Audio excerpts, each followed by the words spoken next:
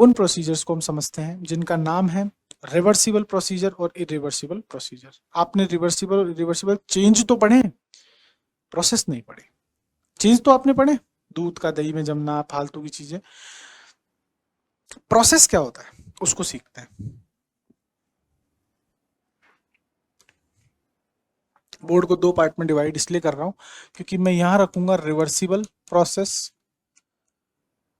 उत्क्रमणीय प्रक्रम को,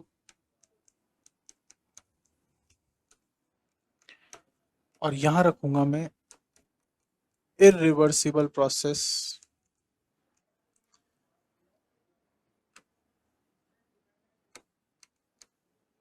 अनुत्क्रमणीय प्रक्रम।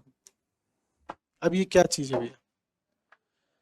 उत्क्रमणीय प्रक्रम और अनुत्क्रमणीय प्रक्रम। देखो हमने थर्मो में एक चीज बात करी थी, जब भी हमें कॉम्प्लेक्स चीज समझनी होगी हम एक सिस्टम मानेंगे, और वो सिस्टम कैसा होगा? पिस्टन सिलेंडर सिस्टम होगा। ये कहानी तो तुम्हें आज समझ में आ गई होगी पूरे दिन भर में, कि हमने एक सिस्टम मान लिया कि वो है पिस्टन सिलेंडर सिस्टम जैसा दिखता है ऐसा।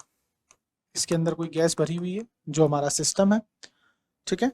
ये एक पिस्टन सिलेंडर एक यूनिट है जिसके अंदर वो रखा गया है। अब देखो ये रखा एटमॉस्फेयर में होगा, तो पक्की बात है इस पिस्टन पर एटमॉस्फेयर एक प्रेशर एक्सर्ट कर रहा होगा, जिसको हम बोलेंगे पी एक्सटर्नल, पी बाह्य। एटमॉस्फेयर का मतलब है अपना जो यूनिवर्स है वो इसके ऊपर एक प्रेशर डाल रहा होगा, एक दाब डाल रहा होगा, जिसको हम बोलेंगे पी एक्सटर्नल या फिर पी पी बाह्य। बाह्य का मतलब होता है बाहरी, हिंदी में बोल रहा हूं, आ गई बात समझ में? क्लियर है? और जो गैस है वो भी पिस्टन पर एक प्रेशर एक्सर्ट कर रही होगी इस ऊपर की तरफ, उसको बोलेंगे हम क्या? P internal. प्रेशर किसका? आंतरिक, आंतरिक चीज का, आंतरिक गैस का। अरे मेरी बात समझ। अगर ये पिस्टन अपनी जगह पे रुका हुआ है, इसका मतलब क्या है? इसका मतलब ये है कि उस रुके हुए कंडीशन में आपका जो पी एक्सटर्नल है वो बराबर है पी इंटरनल के। अरे प्रेशर दोनों बैलेंस है तभी तो पिस्टन रुका हुआ है। अगर बैलेंस नहीं होंगे तो रुकेगा कैसे? ऊपर नीचे भागेगा ना। जहां प्रेशर ज्यादा होगा वो पिस्टन को दबाएगा, लेकिन अभी तो बराबर है इसलिए रुका हुआ है। कैसे रुका हुआ है? हम तो साइंस के स्टूडेंट है, हमें तो उंगली करने की आदत है। हम उंगली करते हैं इसके अंदर क्या, कि पी एक्सटर्नल को हमने इनफाइनाइट स्टिमल, एक वर्ड होता है क्या? इनफाइनाइट स्टिमल, हिंदी में बोले तो अनंत सूक्ष्म, अनंत सूक्ष्म। अनंत सूक्ष्म का मतलब होता है बहुत ही कम, बहुत ही कम का मतलब है नन्ना सा। पी एक्सटर्नल को नन्ना सा चेंज किया पी इंटरनल की तुलना में। नहीं आई ना बात समझ में? कोई बात नहीं, समझते हैं। सपोज करो पी इंटरनल था वो 5 बार था, पी एक्सटर्नल भी 5 बार था। जब तक दोनों सेम थे तब तक ये पिस्टन रुका हुआ था। अब हुआ क्या कि मैंने पी एक्सटर्नल को 5 बार से कम करके 4.999999 कर दिया और इस पी इंटरनल को 5 ही रहने दिया। तो इससे क्या होगा भाई? पी एक्सटर्नल कम हुआ है, पी इंटरनल ज्यादा है, लेकिन कमी का अंतर बहुत कम है, बहुत छोटा सा है, नन्ना सा है, इनफाइनाइट स्टिमल है, अनंत सूक्ष्म है, लेकिन है तो सही। तो पिस्टन क्या करेगा? ऊपर की ओर जाएगा, क्योंकि ऊपर प्रेशर कम हुआ है नीचे ज्यादा है, तो पिस्टन ऊपर की ओर जाएगा। और जैसे ही पिस्टन ऊपर की ओर जाएगा गैस का प्रेशर क्या होगा? कम होगा। और कम कितना होगा? इसके बराबर हो जाएगा। इसके बराबर का मतलब है 4.99999 जब इंटरनल हो जाए इतना, और एक्सटर्नल तो इतना है ही, इंटरनल जब इतना हो जाए तो ये पिस्टन वापस आके रुक जाएगा। आ गई मेरी बात समझ में? अरे बोलो भाई, आ गई ना बात समझ में? ये एक स्टेप हुई हमारे प्रोसीजर। अब हमने दोबारा क्या किया, इस 4.999 को वापस 5 कर दिया। अब अंदर वाला 4.999 है और बाहर वाला 5 कर दिया, तो हुआ क्या? अंदर वाला प्रेशर कम हो गया, बाहर वाला ज्यादा है, तो पिस्टन कहाँ आएगा? नीचे की तरफ आएगा। और कब तक आएगा? क्योंकि यहाँ वॉल्यूम कम होगा तो प्रेशर बढ़ेगा, है ना?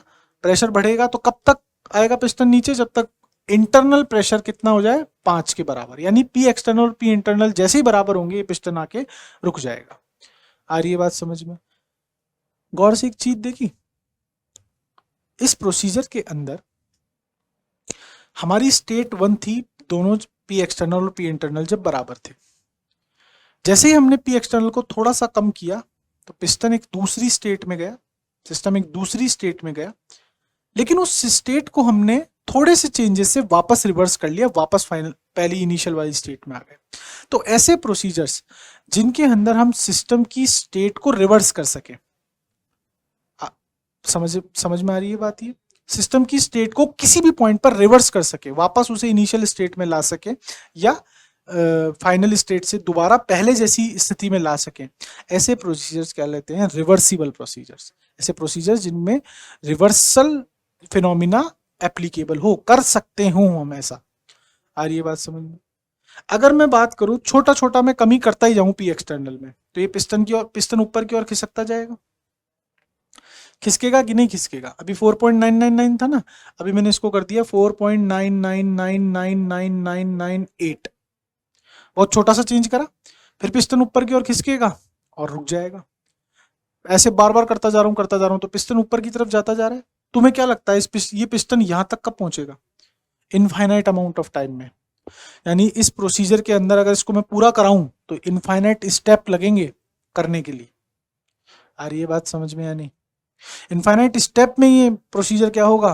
कंप्लीट होगा, अगर मुझे कराना ही हो कंप्लीट तो। और हर स्टेप में इक्विलिब्रियम अचीव होगा। इक्विलिब्रियम का मतलब होता है साम्य अवस्था। साम्य अवस्था का मतलब है कि पी एक्सटर्नल प्रेशर जो है, दाब जो है, वो साम्य अवस्था में आ जाएगा, क्योंकि पिस्टन रुकेगा। रुकने का मतलब क्या है? पी इंटरनल और पी एक्सटर्नल बराबर हो गए। अब जो दोनों चीज बराबर हो चुकी हैं तो साम्य अवस्था है, यानी कि हर स्टेप में क्या आएगी? साम्य अवस्था आएगी। एक स्लाइड और ले लेते हैं अच्छी सी, जिसपे हम थ्योरी लिखेंगे थोड़ी सी। रिवर्सिबल या फिर उत्क्रमणीय प्रक्रम।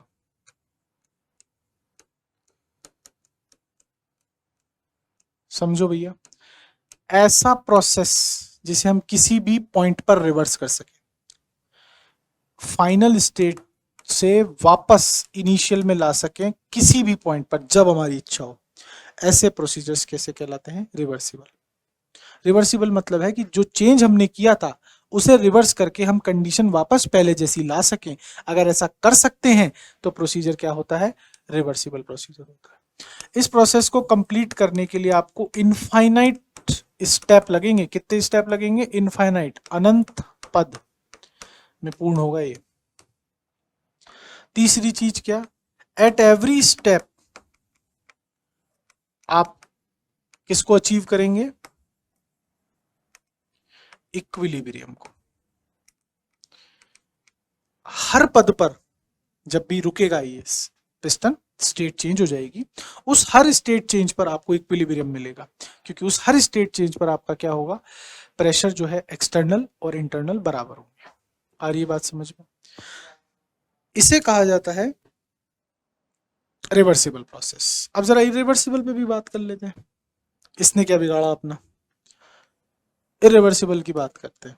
देखो जी, पिस्टन सिलेंडर सिस्टम, भाई कहानी हम गाते हुए आ रहे हैं, इसमें भरी हुई है गैस। अब हमने क्या किया है? ये पी एक्सटर्नल था, ये भी हमको पता है, ये पी इंटरनल था, ये भी हमें पता है। अरे मजे की बात बताओ। मजे की बात ये है कि हमने पी एक्सटर्नल को एकदम से जीरो कर दिया।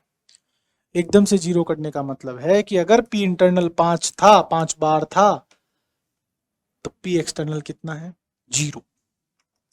और ऐसा होते ही एकदम से पिस्टन शूट करेगा ऊपर की तरफ, और जब पिस्टन शूट करेगा तो गैस रिलीज हो जाएगी, और उस स्टेट में आप सिस्टम की इनिशियल स्टेट को कुछ भी करके वापस नहीं ला सकते। ला सकते हो क्या? नहीं ला सकते आप।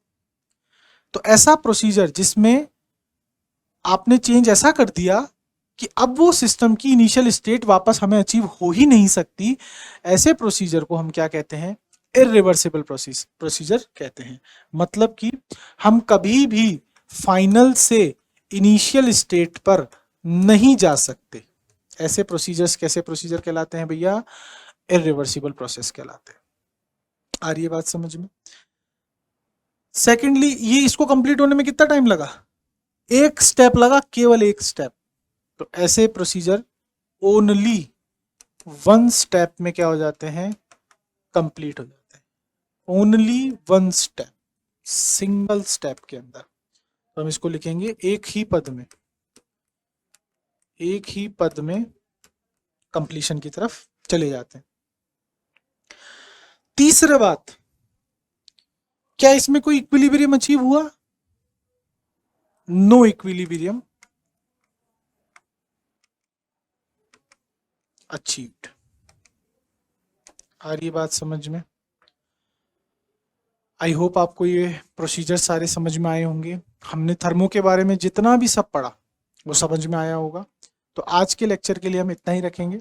इसके बाद हमें थर्मोडायनेमिक्स के अंदर फर्स्ट लॉ थर्मोडायनेमिक्स का पढ़ना है। मैंने बताया था आपको सारे प्रोसेस, अभी सब आपको ये सब कनेक्ट होता हुआ दिखेगा, अभी सब बिखरा हुआ है, स्कैटर्ड है, लेकिन जैसे ही हम मेन थर्मो में एंटर करेंगे आपको ये सब चीजें सेंस बनाने लगेंगी कि जो हमने पढ़ी वो सही पढ़ी। तो थैंक यू आज के लिए बस इतना ही।